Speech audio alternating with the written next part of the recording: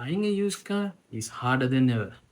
Now, these are the things you should check before you're buying a used car. What? So I'm gonna show you step by step what should you check before you buy a used car. So this is completely from my experience and what I found in the internet, that what should you check before buying a used car. When you find a car that posted online for selling, you should always check the photos and the description that is put it on the article.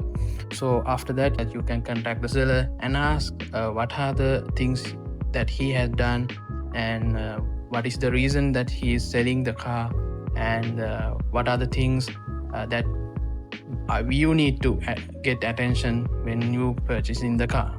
After that, when you visiting the car physically, always good to check the body conditions first. So I'm gonna show you what are the things you should check on the body when you first arriving on the scene. First thing first, when you arrive to the location of the car, first go around the car and check if there are any marks or like any damages, visible damages that I can caught the eye from a long distance. Check all the panels, doors, and the roof. That is there any dents, any visible scratches. After checking those things, the next thing you should check on the body panels is the sound of the metal.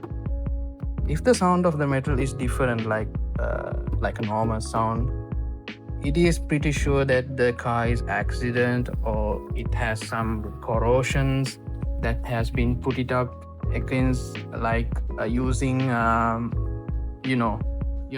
what catalloy. If the catalloy is put it up against these surfaces, the sounds is clearly different than this. So it's better to check those things. If the sound is different than a regular metal sound, it clearly says that the car is repainted, refixed, or hide from the corrosion. So it's always better to check. And if the car has lot of that catalloy all over the body panels, it's better you walk off that car before you even think about buying it. NANI?! Next, after you check all that body panels and stuff, check the wheel wells.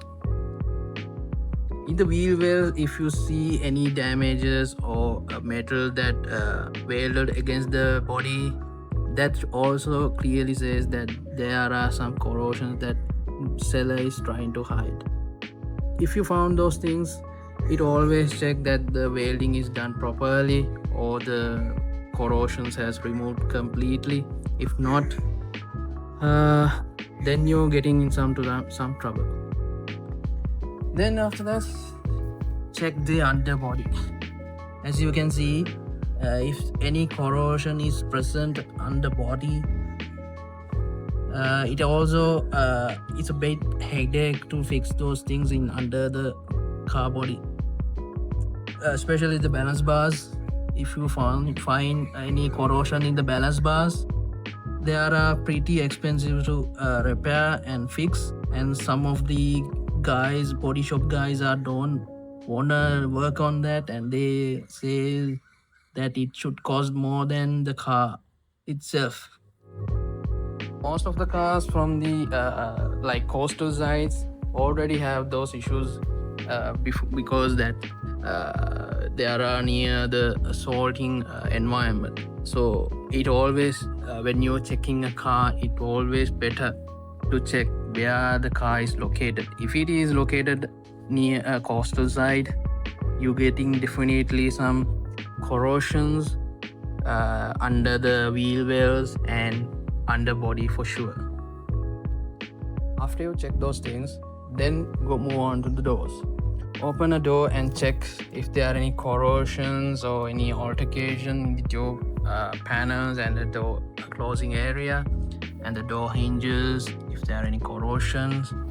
And you can see in this car, this particular Alto was located around Nigambo area, the previous owner from Nigambo area. So this car has a lot of surface rust that need to be fixed. So when you're buying or looking a car from a coastal side, it is very natural to see those kind of things. So after you checking those things, make sure to check whether the door is closing properly. If the door is not closing properly, giving a little effort, and then it clearly shows that the car door and the door area is, whether it's accident or whether it has a loose hinge, whether door pins are wear off. You should check those things in all doors. Check all the doors, including the rear door, whether it's opening and closing properly. After you check those things, then go inside and check the car's interior. The most important thing of a car is the interior. Let me shut off the radio. Because why did I say that?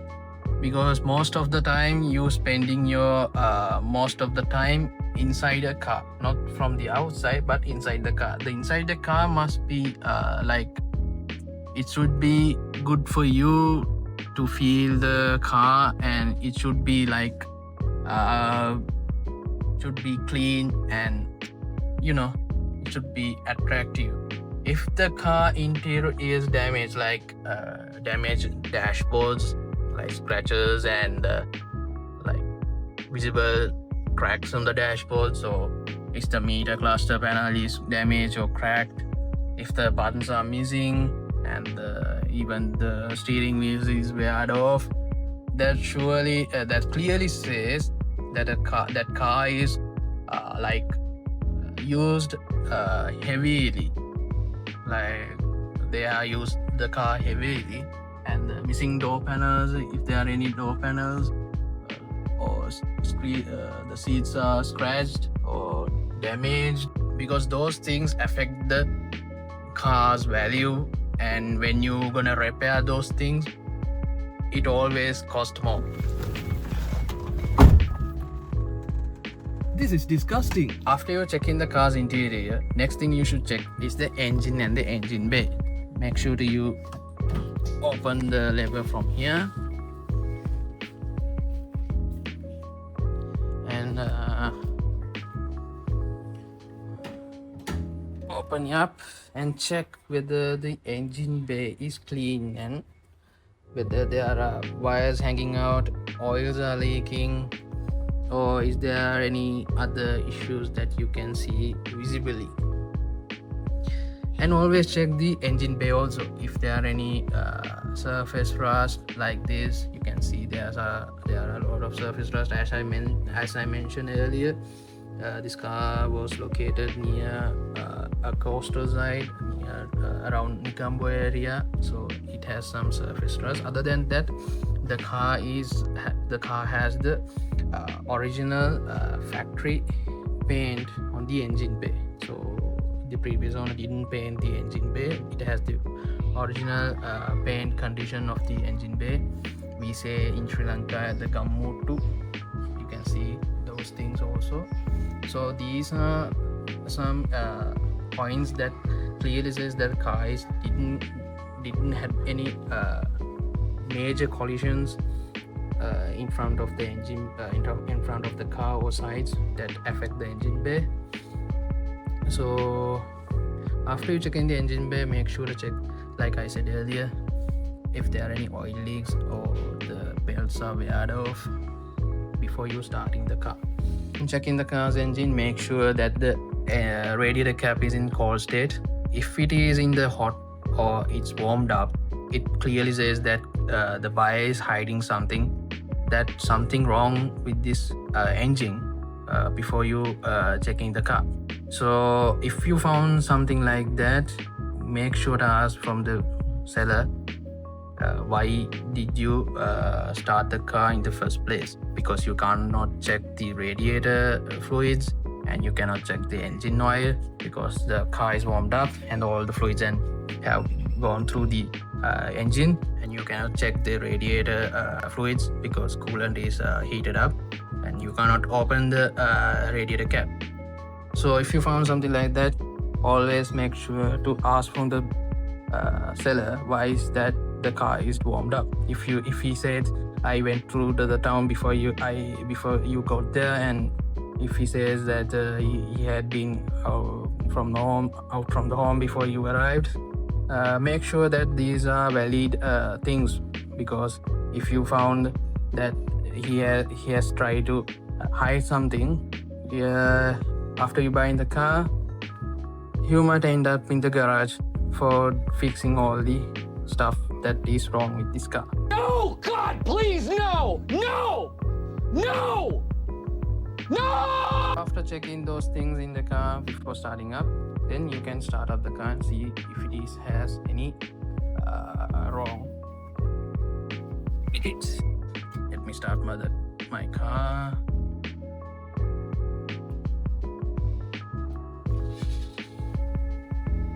Like that, you can see the car started up. After you check the oil levels and stuff, there are some things you should check in order to confirm whether the engine is healthy or not. First thing first, you can open the radiator cap and check if there are any bubbles coming up or the radiator coolant is going up.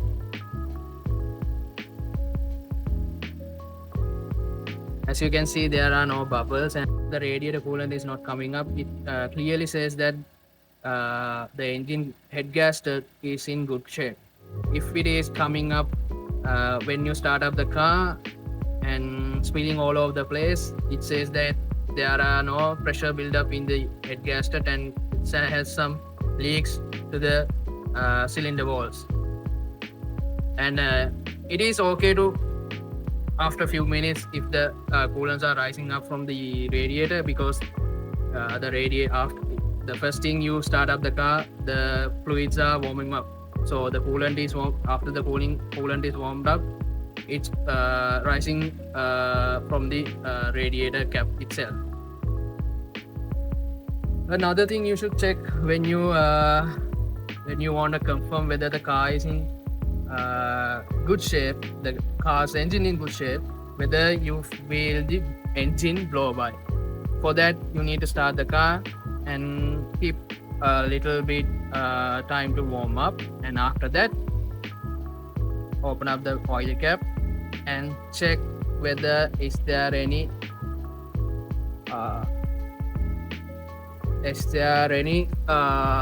air coming or vacuum coming out of the oil cap. You can see the oil cap is not moving like any pressure buildup from the inside. It's just vibrating from the engine.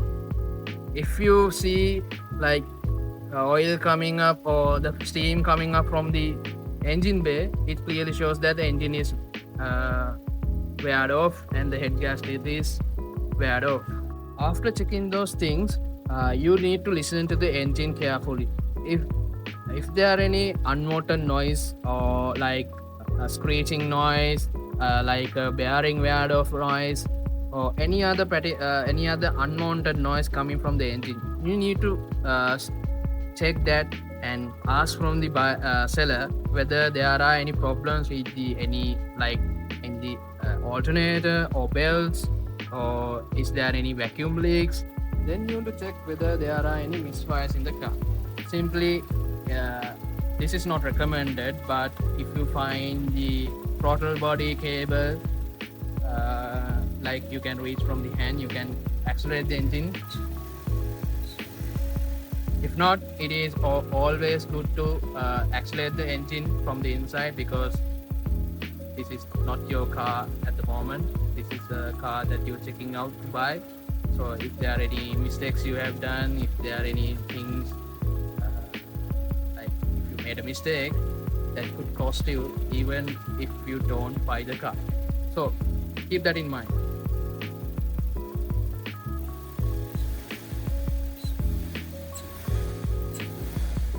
check if the car is like struggling to accelerate. If it has like a misfire, or like when you're trying to accelerate, that it like going to stall. If you found something like this, it clearly says that the engine has some problems with either fuel or electricity, whether it's in the fuel pump or injectors or in plugs or coils. After you're checking those things inside the engine bay,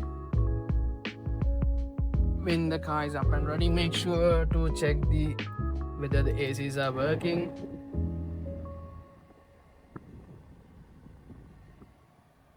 And check whether all the electronics are working clearly, and check is there any warning signs like check engine or ABS or airbags, and warning indicators are popping up from the dashboards.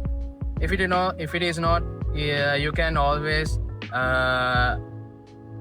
check the car with something like go to a service station and scan the whole entire car. If there are any warnings that came up previously, you can check the history.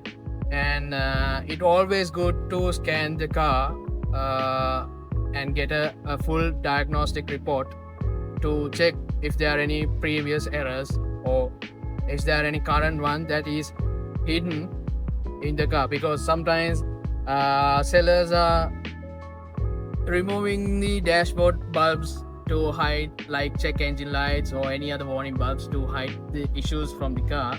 So it is always good to scan a EFI car before buying or thinking about buying it.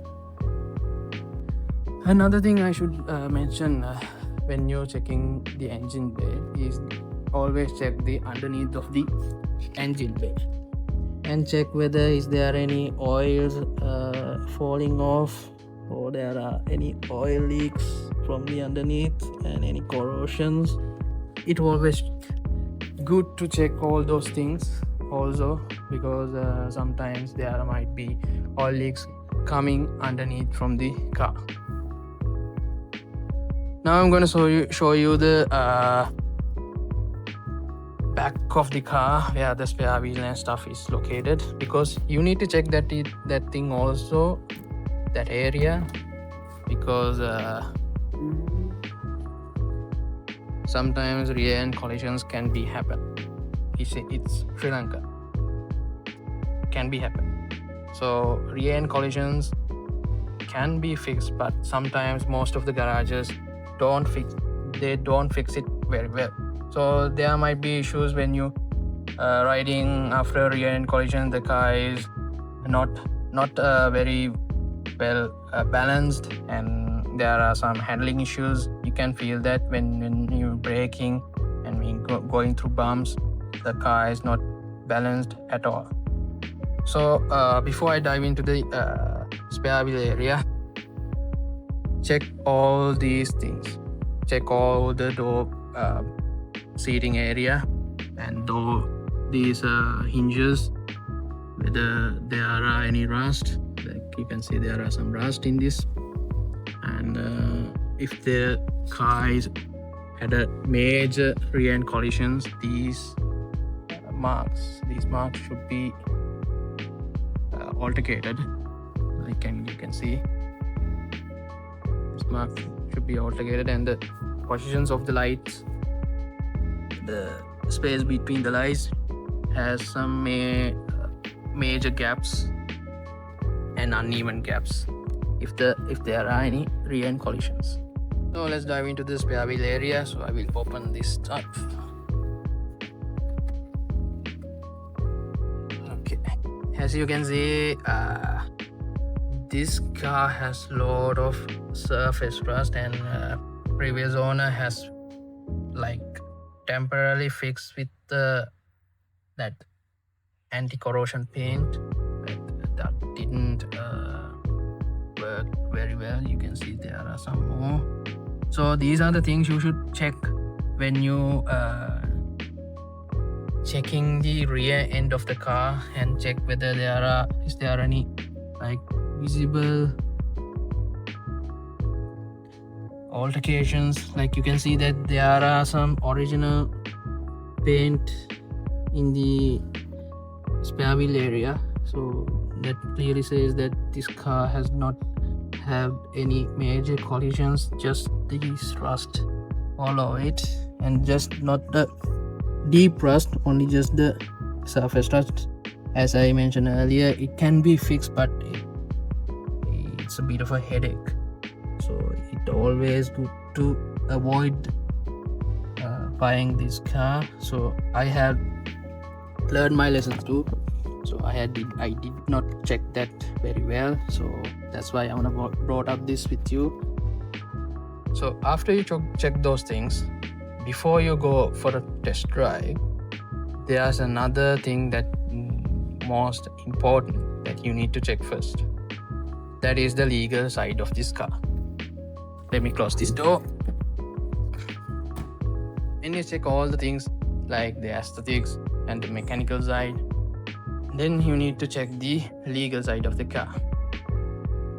Most of the Sri Lankan used cars has, especially the older cars like classic ones, doesn't have the original CR, or we call the book of the car. And the chassis numbers, as you can see it in here, some of the cars chassis numbers are altercated or some are reprinted.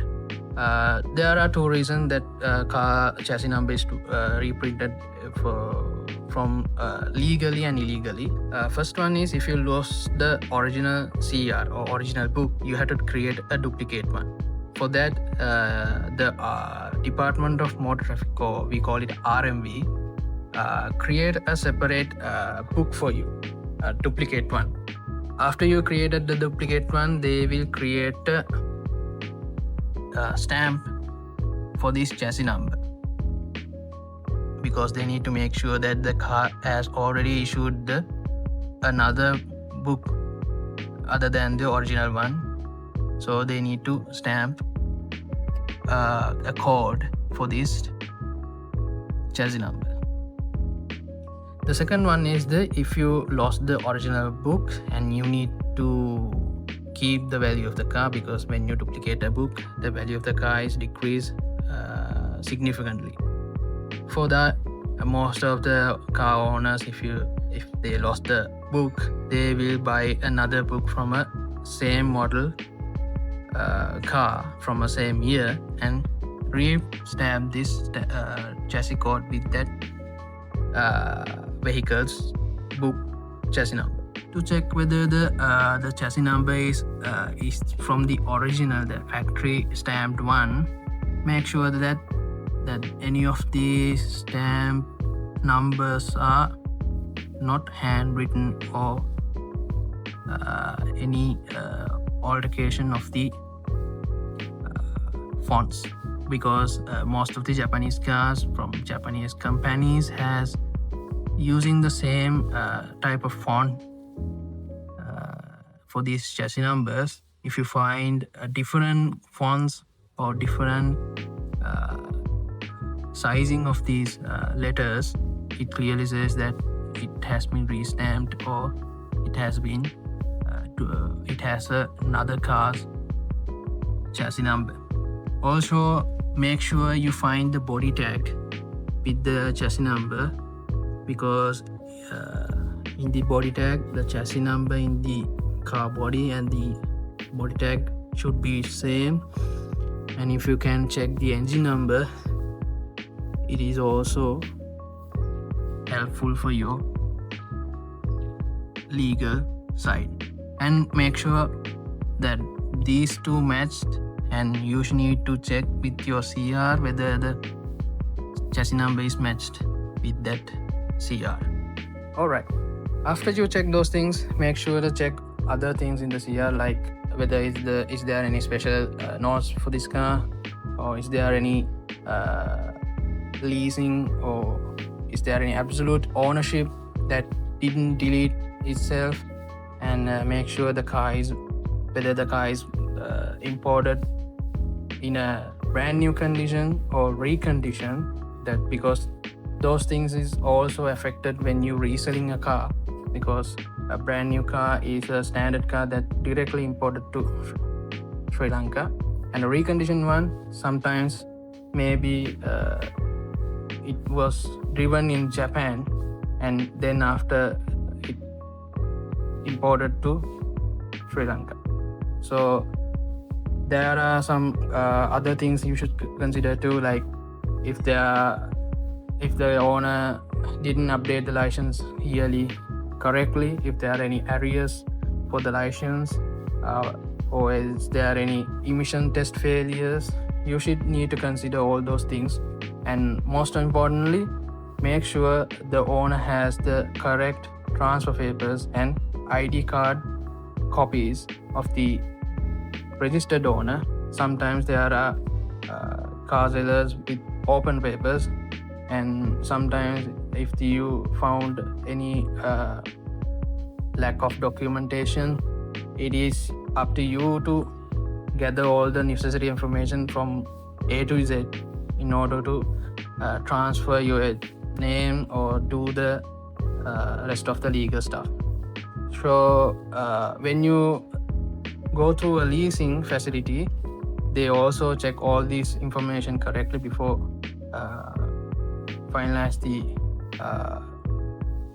purchase. So make sure you should check those things before finalizing your decision on a car.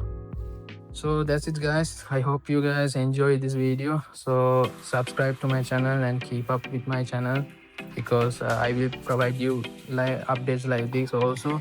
And I'm still in my journey to find another car, and I know I said I will find a car in the last video, but it is so hard to find a car nowadays. But I am still searching for a car that I can work with and I can, to enjoy. So subscribe and stay alert with the channel. I will see you guys in the next video. So bye bye.